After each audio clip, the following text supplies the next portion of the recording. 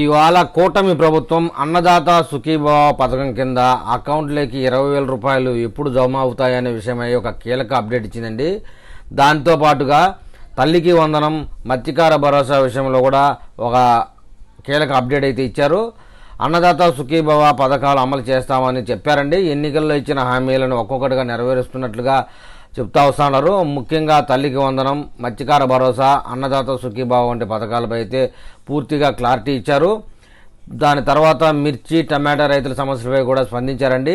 రాష్ట్ర ప్రభుత్వం సూపర్ 6 హామీలు ఒక్కొక్కటిగా అమలు చేస్తూ ఉందని అచ్చెన్నాయుడు పేర్కొన్నారు. వచ్చే విద్యా సంవత్సరం నుంచి తల్లికి వందనం పథకాన్ని అన్ని సదుపాయాలతో అమలు చేస్తామని తెలిపారు. మత్స్యకారులకు వేట నిషేధ సమయంలో అందించే భరోసాగా 20,000 రూపాయలు ఆ సహాయాన్ని ఏప్రిల్లో ఖచ్చితంగా అందజేస్తామని చెప్పారండి.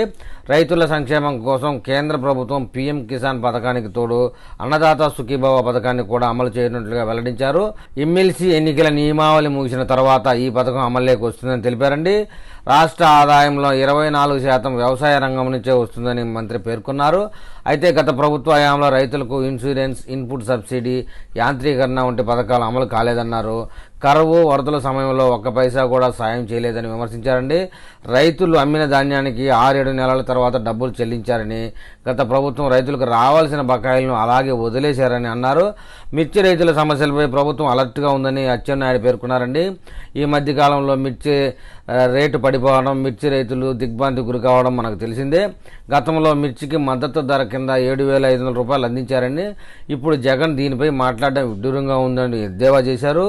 మిర్చి ఎగుమతుల్లో చైనా, వియత్నాంలో మన రకాల మిర్చి సాగు అవుతున్నందున డిమాండ్ తగ్గిందని తెలిపారు.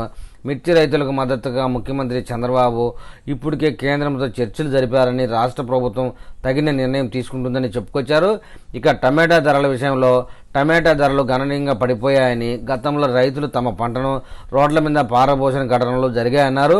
అయితే ఇప్పుడంతవరకు అలాంటి పరిస్థితి రాకుండా ప్రభుత్వం వెంటనే సమీక్ష నిర్వహించి కొందరు జిల్లాల కలెక్టర్లను టమాటా పంటను కొనుగోలు చేయాలని ఆదేశించిందన్నారు. టమాటాను కేజీ 8 నుంచి 9 రూపాయల ధర కొనుగోలు చేసి రైతు బజార్ల ద్వారా నష్టపోయేలా కాకుండా అమ్మకాలు జరుపుతున్నామని తెలిపారు. జగన్ హయాంలో వ్యవస్థలు పూర్తిగా నాశనమయ్యాయని, రాష్ట్రాన్ని సంక్షోభంలోకి నెట్టేశారని వివరించారండి.